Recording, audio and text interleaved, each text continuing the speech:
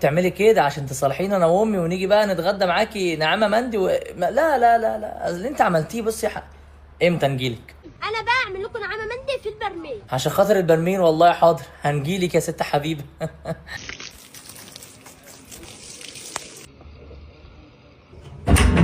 يا بنت اللعيبه حلوه رميه البرميل دي.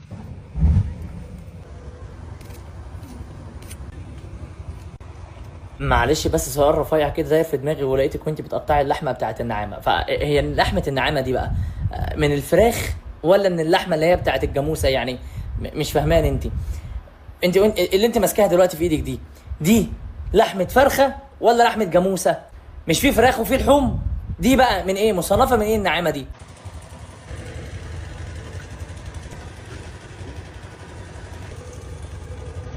صلى على النبي. ده اللهم صل على النبي عليك انت وعلى جمال تتبيلتك. عايز اقول لك والله العظيم انا في مصيف هنا مع صحابي، بصي اهو واخدين شاليه سيبهم هم يخرجوا ويتفسحوا وانا قاعد معاكي هنا في مطبخك. يعني انا دافع فلوس انبسط؟ لا انبسطوا انتوا، انا قاعد في المطبخ مع حبيبه.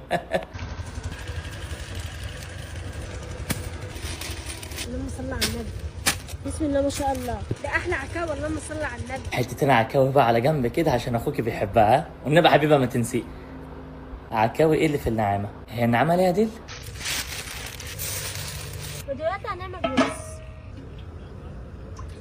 اللهم صل على النبي. وهننزل بالتوابل بقى. انا بستنى الحته بتاعت ننزل بالتوابل بقى دي، انا بستناها من فيديو لفيديو والله. بسم الله. يا خبر ابيض على جمال القعده عندك كده مع صوت التقليب مع صوت التواشيح اللي شغاله. ايه ده؟ ايه الروقان اللي انتوا فيه ده؟ يا رب زيدها نعمه عليكم. خدوا لي عندكم شويه بقى، احس بيا وابعتوا لي اللوكيشن.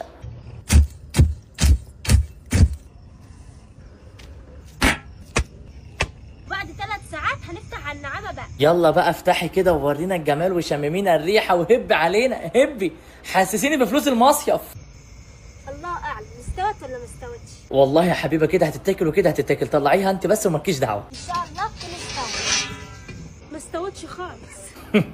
المهم اللي انت عملت اللي عليكي، مش مهم استوت ما استوت، هتتاكل يا حبيبتي، مفيش حاجه هتتركها. منك لله نعام، منا لله النعامه ده. طب وانت بتدعي النعامه ليه يا حبيبه؟ هي ذنبها ايه ان هي ما استوتش؟ ما انت اللي ما سويتهاش كويس، وبعدين انت عامله عقلك بعقل نعامه. ما استوتش خالص من الصبح لغايه الليل فين. خلاص يا حبيبه عرفنا ان هي ما استوتش. هو انت بتقولي كده عشان احنا ما نجيش ناكله منها صح؟ على فكره احنا ما كناش جايين يا حبيبه، احنا عندنا كرامه. دي اللي هناكل منها دلوقتي، دي اللي حلوه. بس ما فيش كرامه متهيالي قدام النعامه، طالما دي استوت خلاص ناكله من دي واعمل لنا شويه رز تانيين بدل اللي باظوا، وعافى الله عما سلف، وبالهنا والشفا على قلوبنا. هنعمل شويه رز كمان وناكلها. سلام. سلام يا حبيبه، وصفه كانت زي العسل، اتمنى ما تتكررش تاني وربنا يوفقك في الوصفات اللي جايه.